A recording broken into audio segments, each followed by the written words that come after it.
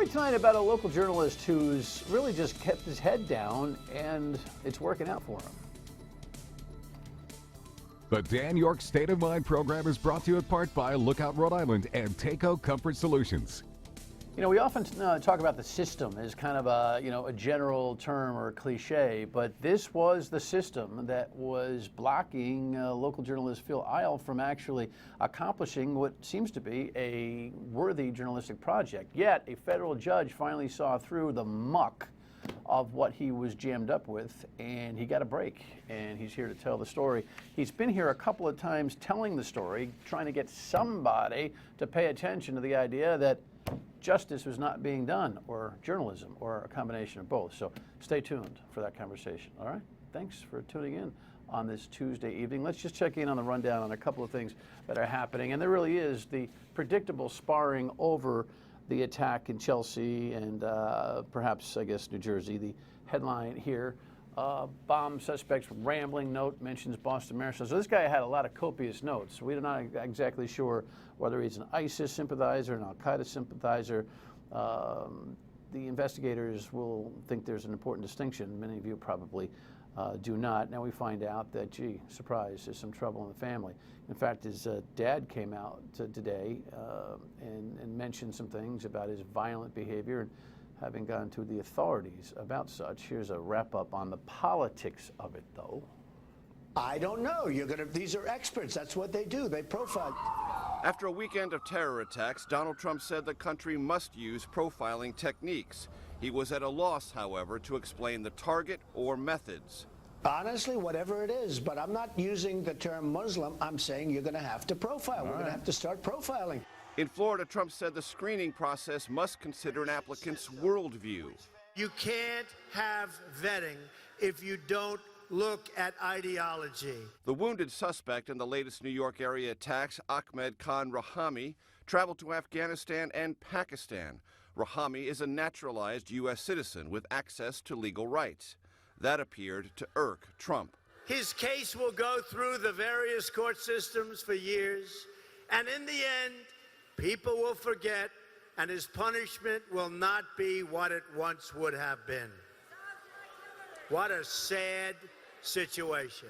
Trump again blamed Hillary Clinton for the rise of ISIS, speculating the terror group is secretly pulling for her. They want her so badly to be your president, you have no idea.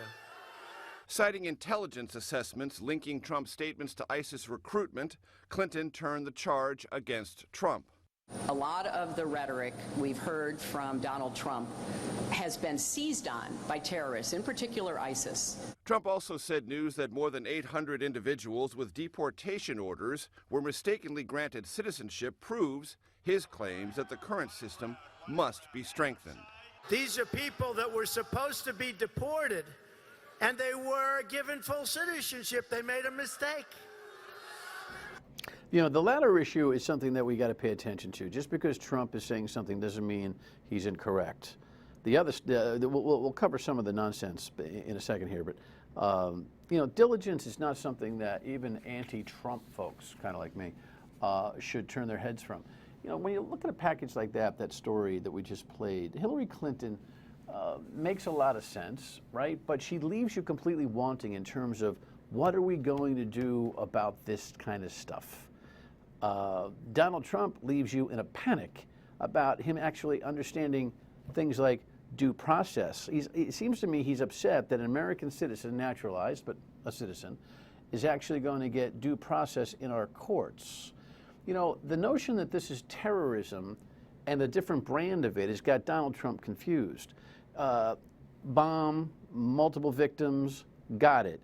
An ideology, got it. At the same time, it's a domestic crime. It's terror, but it's a domestic crime, which requires domestic due process. And as far as the profiling is concerned, I don't understand what he's trying to say. Ideology, profiling, refugees, and any kind of entry into the country, visas, the like, okay, we're doing that. Can we improve it? Sure. But what is he talking about here? This guy has already been here for years and years as a citizen. What profiling is he talking about? He doesn't even know, but he's disgusted over what used to be. What used to be? Anyway, I have some more notes here. Yes, the president was at the UN today and was very preachy. To imagine what it would be like for our family, for our children,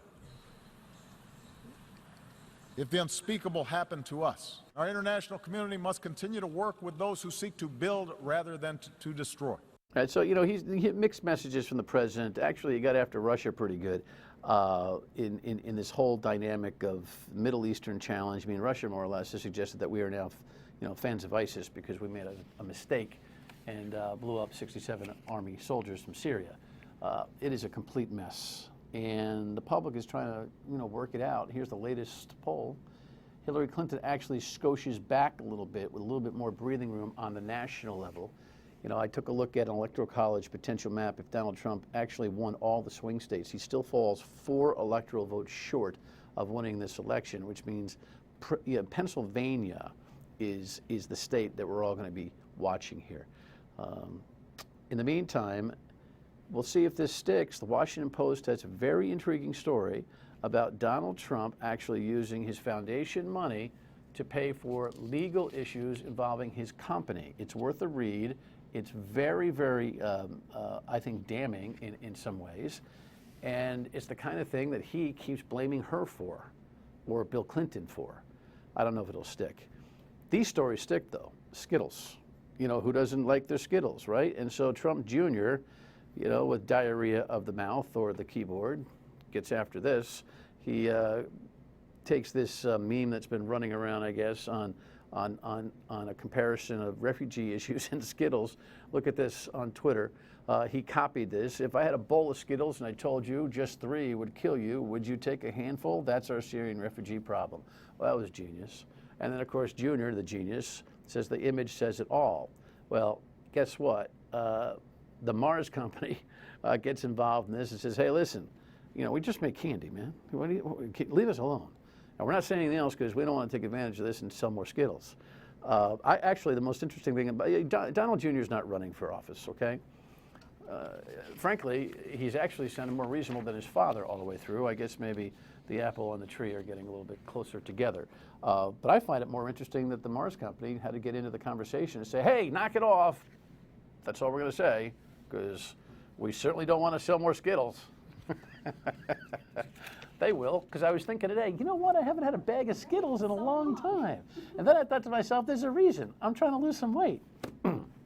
By the way, this is really interesting. The Sox are 4 games up.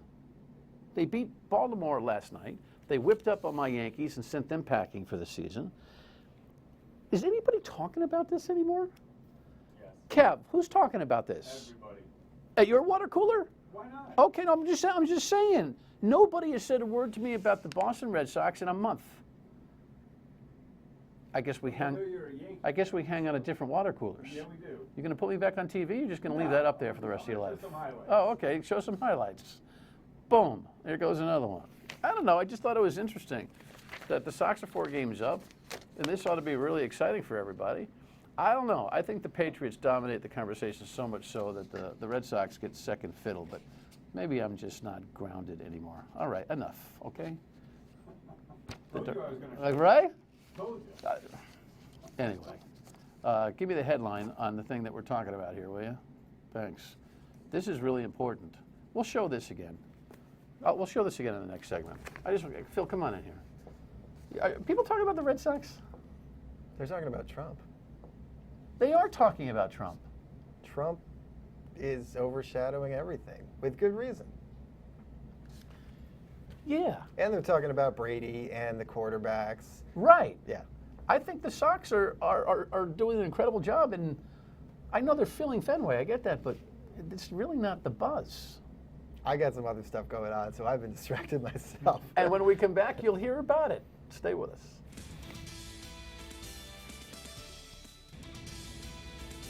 When my guest Phil Isles says he's not worrying too much about the Red Sox, it's because he's writing a book, although he's been suing the federal government trying to get the information to write the book. Here's the headline, which was a big break. I mean, all the media locally went, oh, okay, good for Phil, finally. today. Rhode Island judge sides with journalists' right to view DEA records, and we welcome you back in. It feels like you deserve congratulations. Thank you. Do you feel like that it's a victory? It's both a victory, and I've always thought that it shouldn't be a victory in the United States when you finally get access to courtroom evidence. You know, the Bill of Rights in this country says people get public trials, and that's all I've been looking for all along.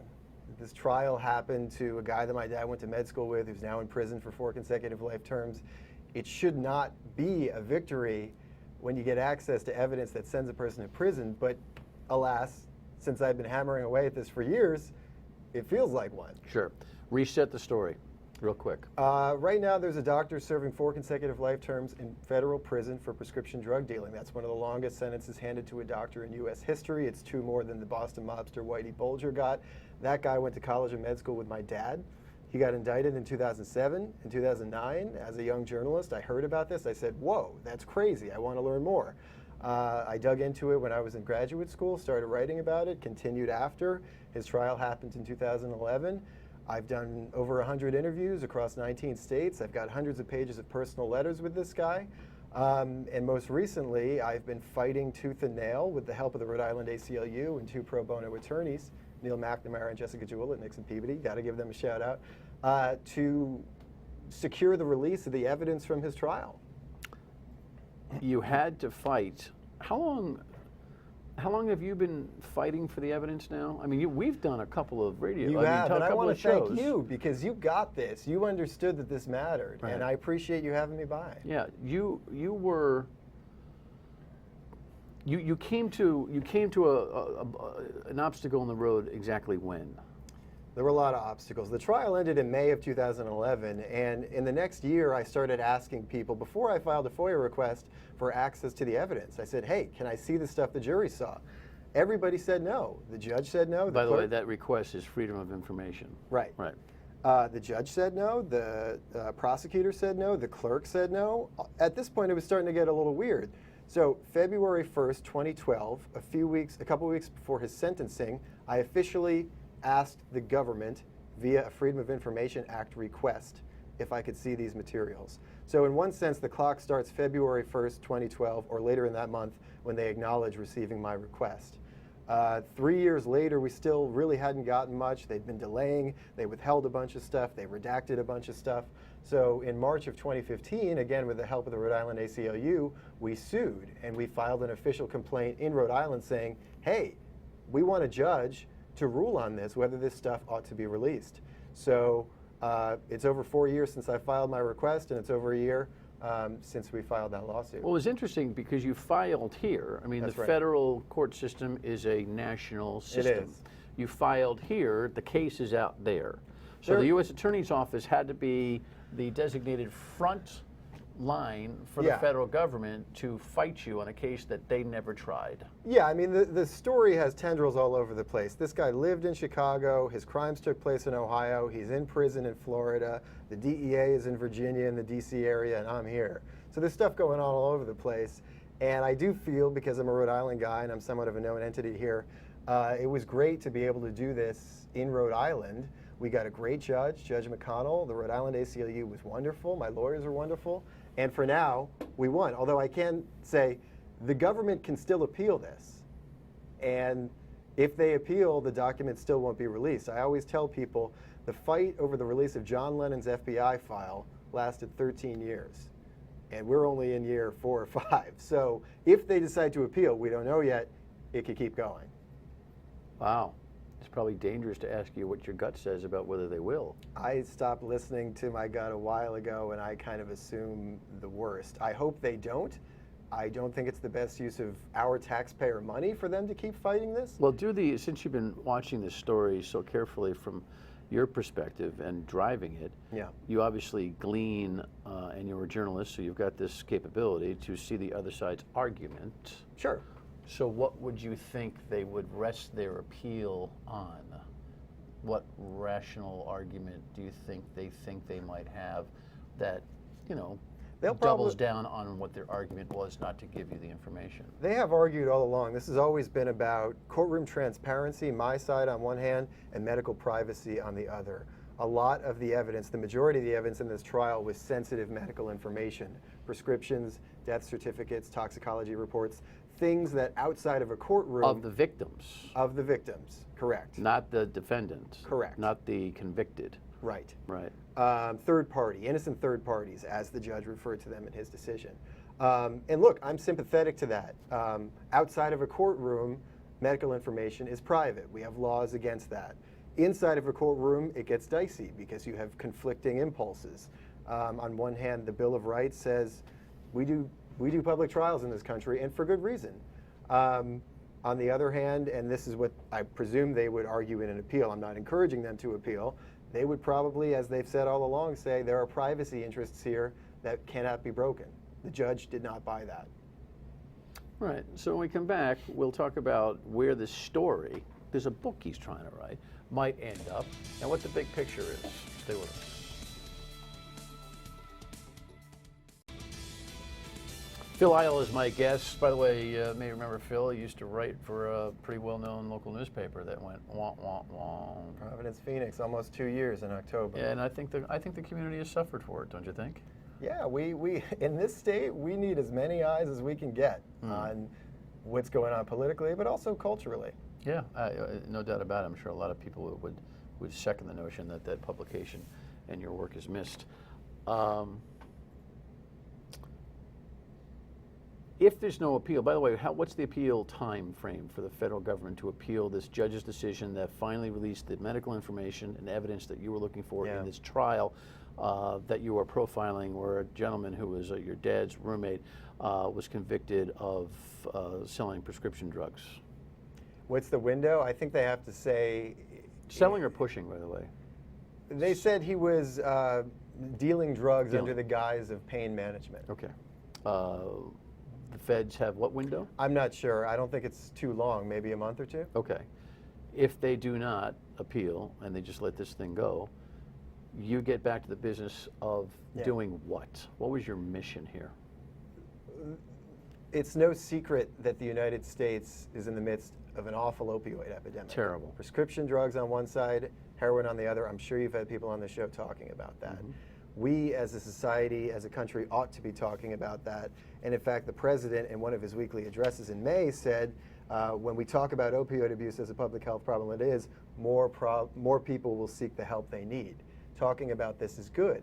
And this story happened to kind of land in my lap of, as the government says, the largest physician dispenser of oxycodone in the United States from 2003 to 2005.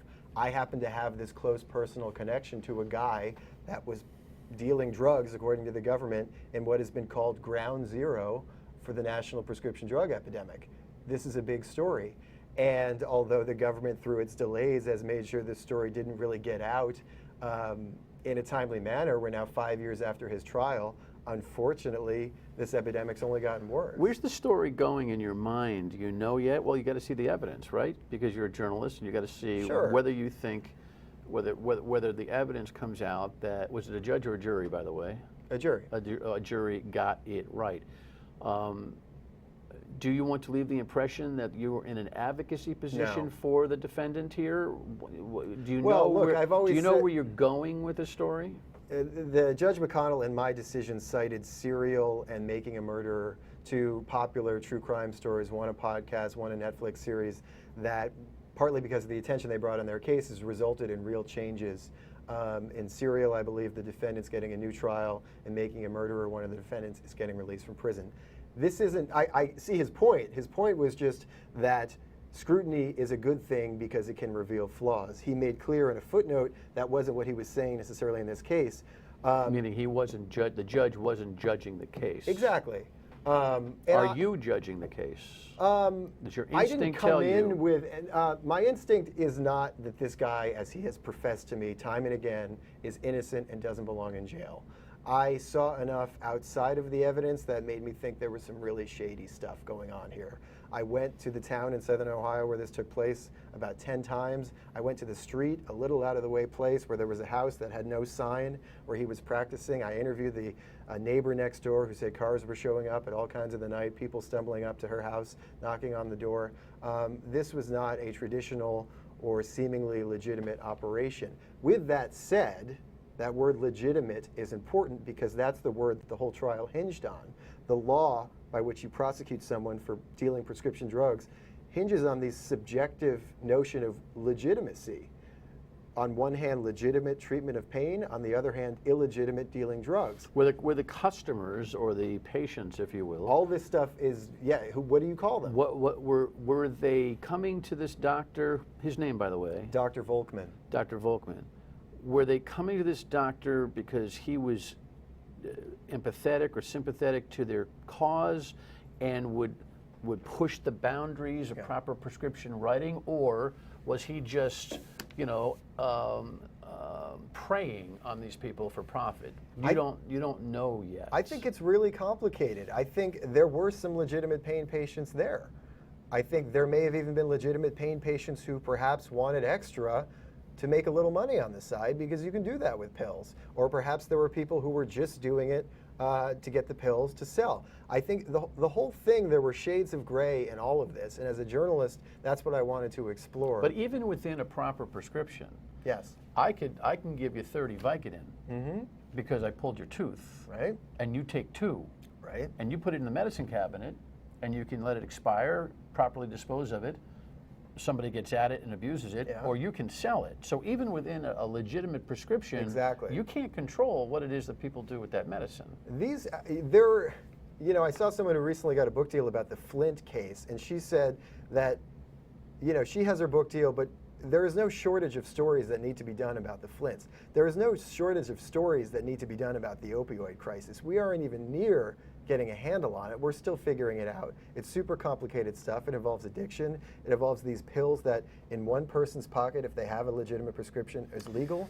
It's complicated stuff. It's fascinating. I only have a minute left. And my story is a window into that. Right. So I wonder if the administration will actually influence the Justice Department to be able to say, hey, listen, our concern about the opioid crisis is so profound.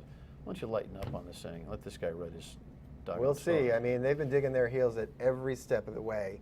And you're going to protect victims. You're going to protect the people that were sick. And you're going to protect those people in the best way you can, are you not? In your book? Yes, but at the same time, when we send someone to prison in a federal court, it's done in our name and it's done with our money, and we have a right to see that. So it'll be a balancing test. If you get by this appeal process, and you should, how long is it going to take you to write it, you think? Hurry up, will you? I've been waiting. I'm going to do it as soon as I can. I'm writing about other stuff, but soon, hopefully.